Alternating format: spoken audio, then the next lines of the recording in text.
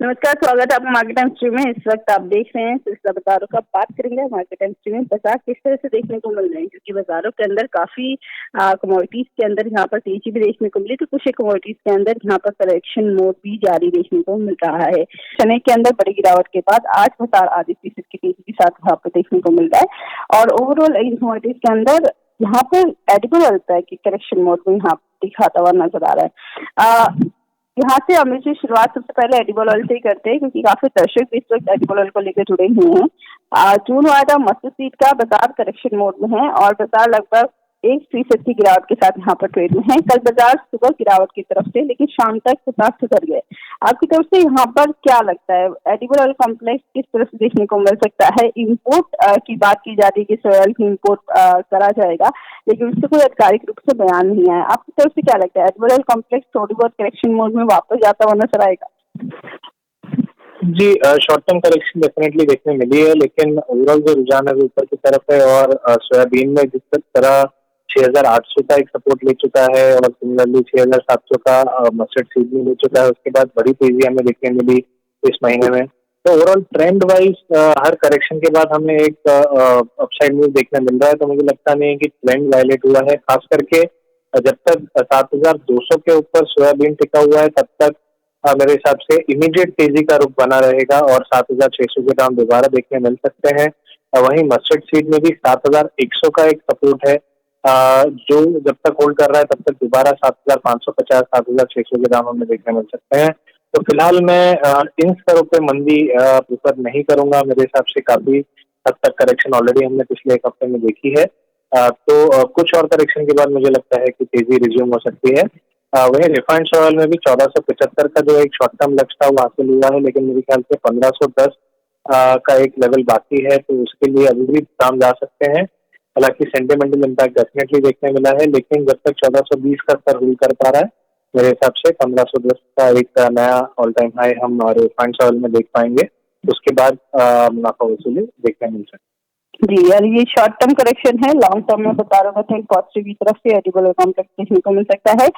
CPU के अंदर क्या लगता है मुझे, क्योंकि यहाँ पर सीपीयू के अंदर मई वायदा की बात करें या जून वायदा की, दोनों ही बाजार तेजी की तरफ है और यहाँ पर मई वायदा 1248 का हाई लगा चुका है आज फिर से। तो आपकी तरफ से सीपीयू के अंदर क्या बाजार बहुत जल्द 1300 के ऊपर भी जाता हुआ नजर आ रहा है? लगातार ऑल टाइम हाई की तरफ सीपीयू बढ़ रहा है। जी, ठीक है। हमें लगभग 1265 तक के हाई देखे थे, उसके बाद एक स्टीप करेक्शन भी देखने मिला है आज। हालांकि बाजार स्टेबल है।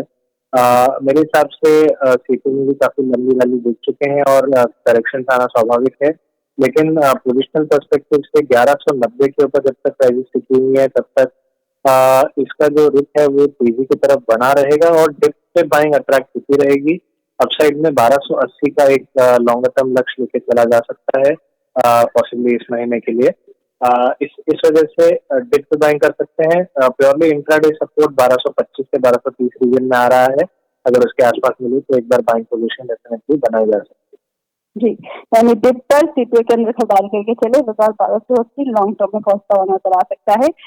यहाँ पे कैसे सीट को लेकर अगर हम बात करें तो बाजार करेक्शन की तरफ से 5200 का लेवल ब्रेक कर चुका है। जून वायदा 5100 के आसपास देखने को मिलेगा, 5170 पर है इस वक्त। आपकी तरफ से क्या लगता है, कैसे सीट का बाजार किस तरह से डिमांड देखने को मिल रही है? बाजार क्या तेजी की तरफ वापस जाएंगे या फिर इसी रेंज बाउंड के अंदर देखने को मिलेगा?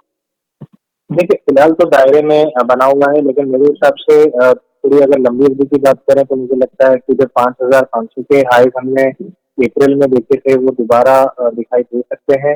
इसमें डेप्थ बाइंग की जा सकती है पोजिशनली।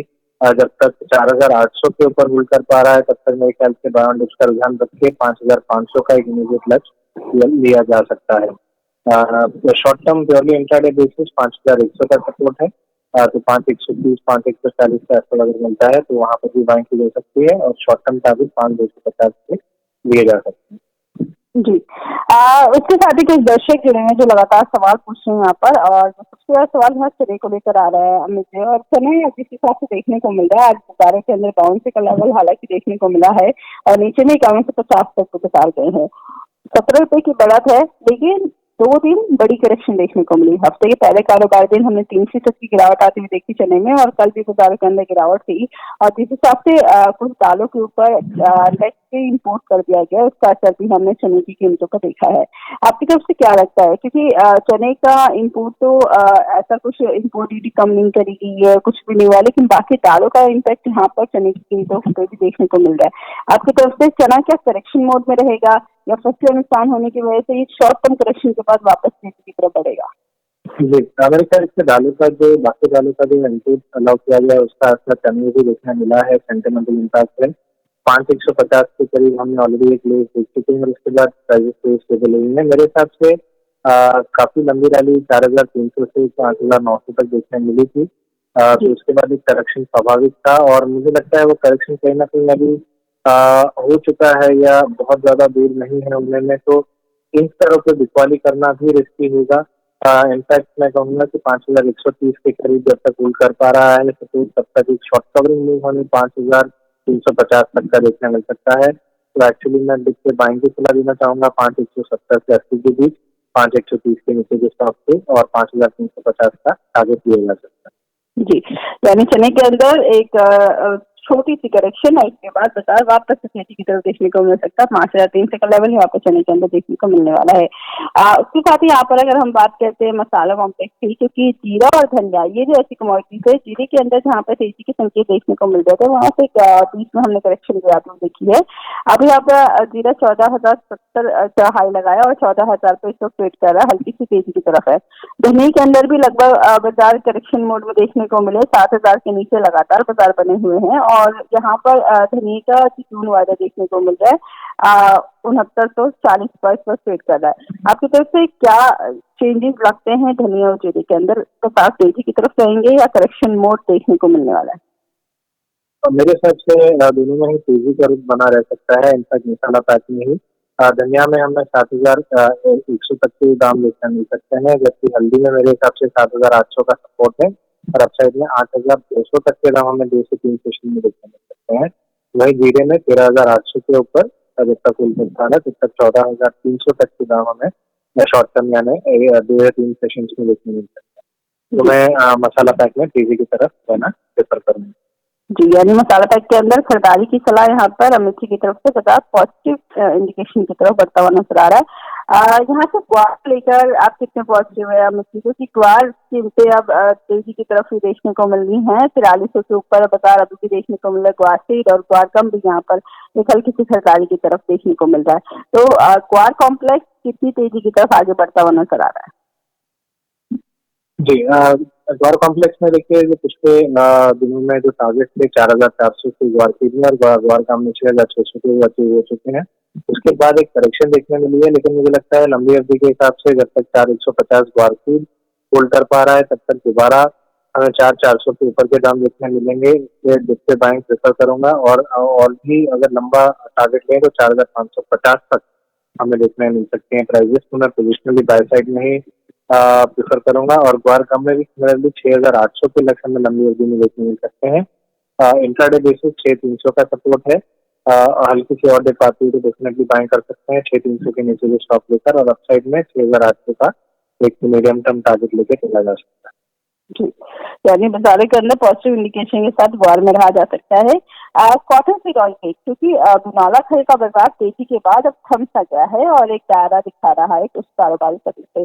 आपकी तरफ से क्या ये दायरा आगे भी देखने को मिल सकता है या बाजार अब जिस हिसाब से डिमांड कम होती हुई नजर आ रही गिरावट की तरफ जाएगी? अब देखिए मेरे हिसाब से शॉर्ट टर्म बेसिस ये पॉसिबल है कि हमें गिरावट देखने मिले 2,500 तक के दाम हमें देखने मिल सकते हैं। तो इन स्तरों पे मैं फिलहाल बाइंग प्रेफर नहीं करूंगा, लेकिन डेफिनेटली 2,500 के करीब अगर मिलता है तो वहां से दोबारा तेजी हमें दिखाई दे सकती है, क्योंकि मुझे लंबी अवधि के लिए 3,100 का लक्ष्य अभी भी पॉसिबल लग रहा है। इसलिए डिप पे बाइंग प्रेफर कर सकते हैं। शॉर्ट टर्म बेसिस दायरे में रहेगा 2,750 से लेकर 2,600 के बीच और जबकि 2,500 का एक मेजर सपोर्ट है जो आने वाले कुछ दिनों में टेस्ट हो सकता है। लेकिन हाँ, उसके बाद मुझे लगता है कि दोबारा तेजी बाजार पकड़ सकता है 3,100 के लक्ष्य।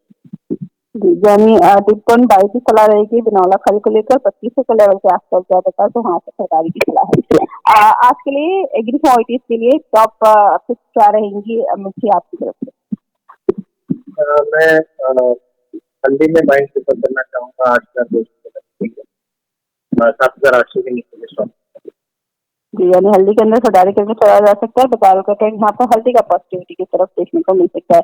अमित जी, बहुत बहुत शुक्रिया आपका, आप हमारे साथ जुड़े और जिस हिसाब से आपने कमेटी बाजार के बारे में पूरी बताया, तो बताऊँ तो पहले यहाँ पे काफी अच्छी खासी खरीदारी की तरफ देखने को मिल रहा है। कुछ कमोडिटीज ऐसी हैं जो अच्छी खासी तेजी आगे भी दिखाती हुई नजर आ सकती है, जैसे हल्दी long term point of view से भी बेहतर है। और ग्वार का मुकाबला देखिए तो कमोडिटीज भी काफी अच्छी ग्वार कॉम्प्लेक्स की तेजी की तरफ देखने को मिलने वाला है। चेन्नई के अंदर जो बाजार करेक्शन मोड में था, लेकिन सबसे नुकसान होने की वजह से दालों का इम्पैक्ट देखने को मिल रहा था, दालों के टैक्स फ्री होने की वजह से जिस हिसाब से इम्पैक्ट हमने 2 दिन के प्रेशर देखे दालों के अंदर, लेकिन वहां से वापस से चने का बाजार से घटता हुआ नजर आ रहा है, क्योंकि यहाँ पे फसल नुकसान हुई है चने की, इसलिए चने के ऊपर ज्यादा इम्पैक्ट कीमतों का गिरावट की तरफ नहीं रहेगा।